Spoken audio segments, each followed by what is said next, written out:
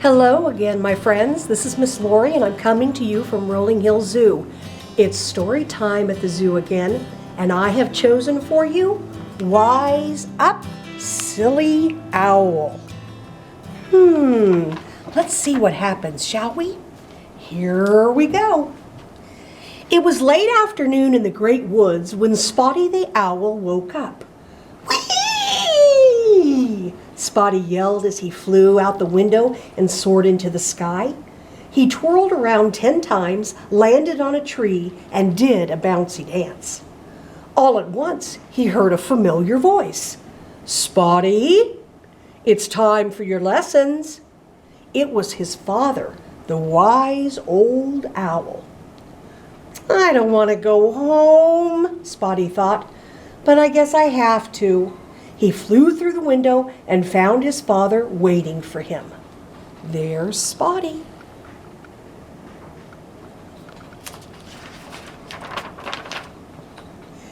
"Let's begin," his father said. "Today's lesson will be birds of a feather flock together." And his father lectured. Spotty slid his chair and stood on his head. Then he made silly faces. "Spotty?" Father Owl said angrily. "You're not listening. How are you going to become a wise owl and help the forest animals?" "But I don't want to be a wise owl," Spotty answered. "I just want to be silly." His ancestors were horrified. Just then, a blue jay flew in through the window with a note. "Oh, there's his father. There's Spotty being silly." And look at all the ancestors, horrified. They don't want little Spotty to be silly. Father Owl turned to Spotty. "Oh dear, I have to help your Aunt Evelyn fix her leaky roof.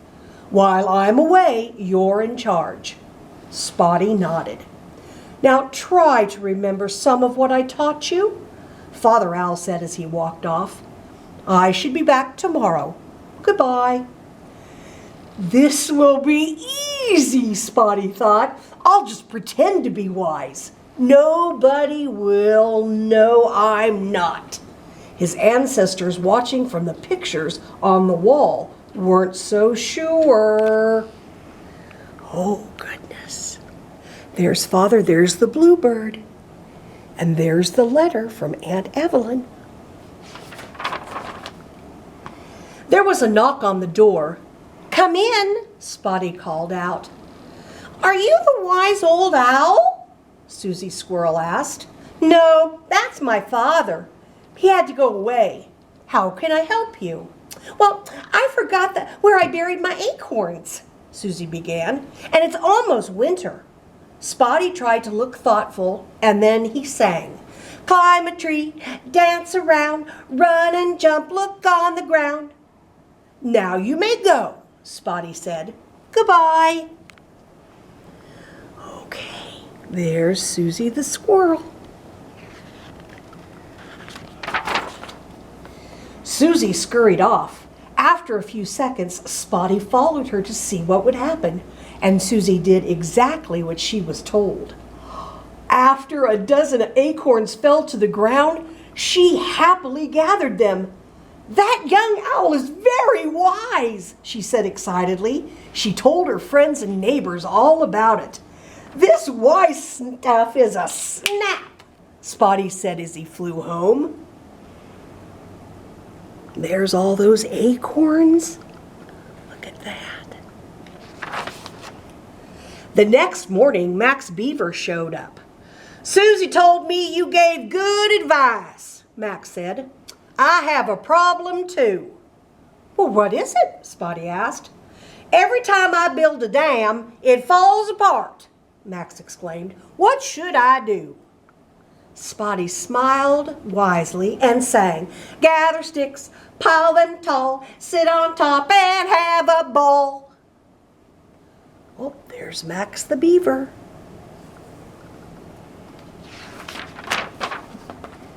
Again, Spotty followed to see what would happen. Uh-oh. But this time Max's dam came apart and he fell into the water. Splash! "That young owl is not wise at all," he shouted. "I'm going to tell everyone." Spotty's wings drooped as he flew home and crawled into bed. "I really messed up," he said. "There's Max in the water. Look at all of those logs." Later that afternoon, Rosie Robin flew onto the windowsill and began chirping. "Is this the wild old owl back? I have a problem, but I heard you're too silly to help." "I can be wise when I know I can be. Give me a chance." "Well, there's a fox near my tree, and I'm afraid he's going to kill my eggs." Spotty looked at one of his father's signs. "Birds of a feather flock together." "I've got it!" And then he sang, "Call your friends from far and near. They'll make that mean fox disappear." "I don't think that will work," Rosie said, "but I've got to try something." And as she flew out the window, she yelled, "Help me! Help me!" "Oh no! There's Spotty and there's Rosie. Oh no!" Oh goodness! This time Spotty stayed home and he paced back and forth. "Oh gracious, I hope everything turns out okay." He looked up at his ancestors and they seemed a little nervous too. Oh my! All three of them are nervous. Goodness sake, I wonder what happened to Rosie. Dozens of Rosie's bird friends followed her home, and the fox started to climb the tree. "There he is!" Rosie shouted, and the birds flew toward the fox, screeching and pecking, and terrified, the fox scampered away. "We did it!"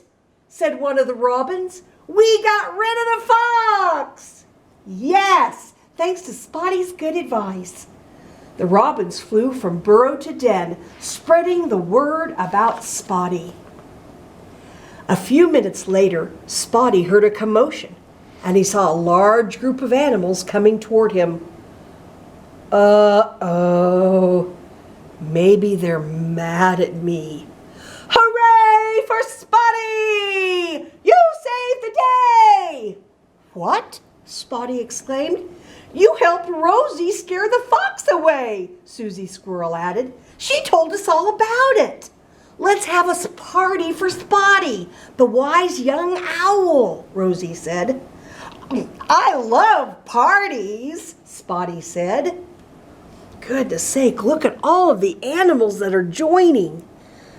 Birds, raccoons, robins, squirrels. The forest animals were dancing to the music of the Rockin' Rabbits when the wise old owl came home. "What's going on?" "We're having a party! Your son's wise words helped me save my eggs from the fox." "Hooray for Spotty!" the other animals cheered. Even Max the beaver joined in. Wise old owl put his wing around Spotty and smiled. "I'm very proud of you." Then he sang, "Let's celebrate, it's no surprise.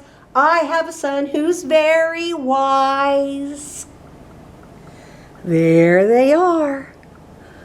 All right. Well, that was very, very nice. I like that story. How about you? Now, Miss Jessica is going to introduce you to a very special animal, our owl, at Rolling Hill Zoo. So you take care, and we'll see you next time. Bye, friends.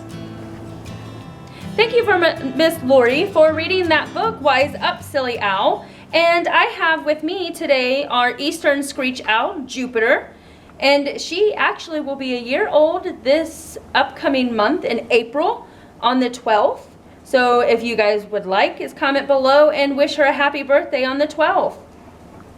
These guys can live up to about 20 years in captivity, but they don't live that long In the wild, it's typically around 8 to 10 years, and that's because they have a lot of different predators.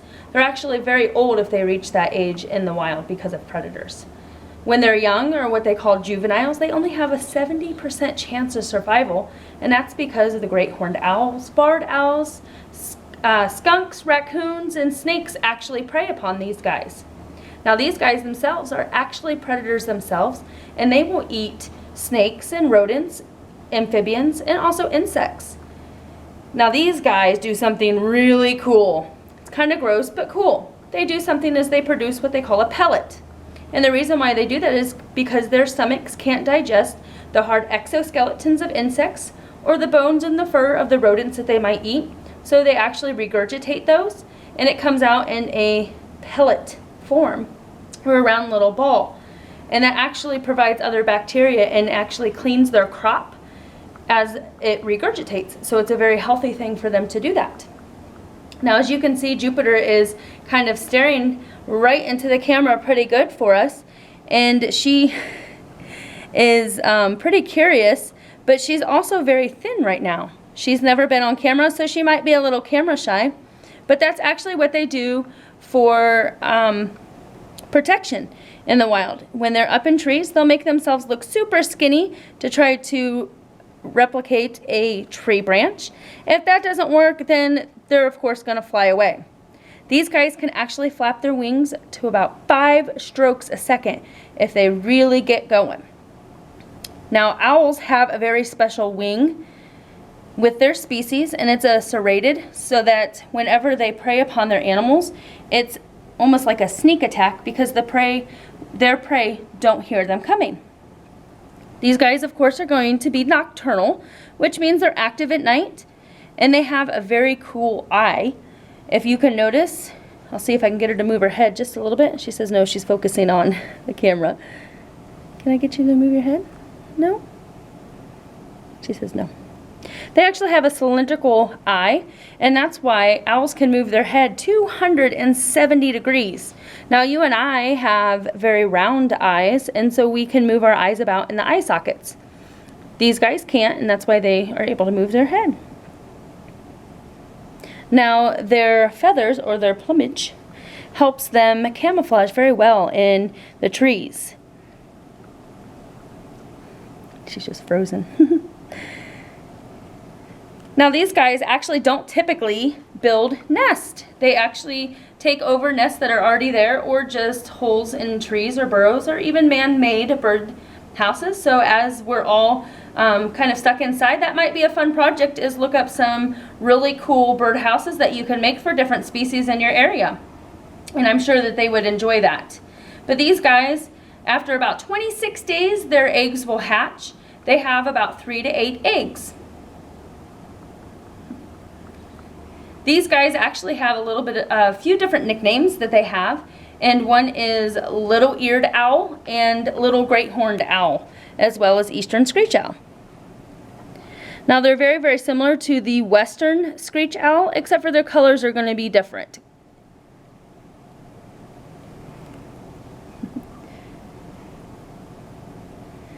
If you guys happen to have any questions about Miss Jupiter here, I encourage you to comment below, and we'll be happy to answer those questions. Till next time, friends.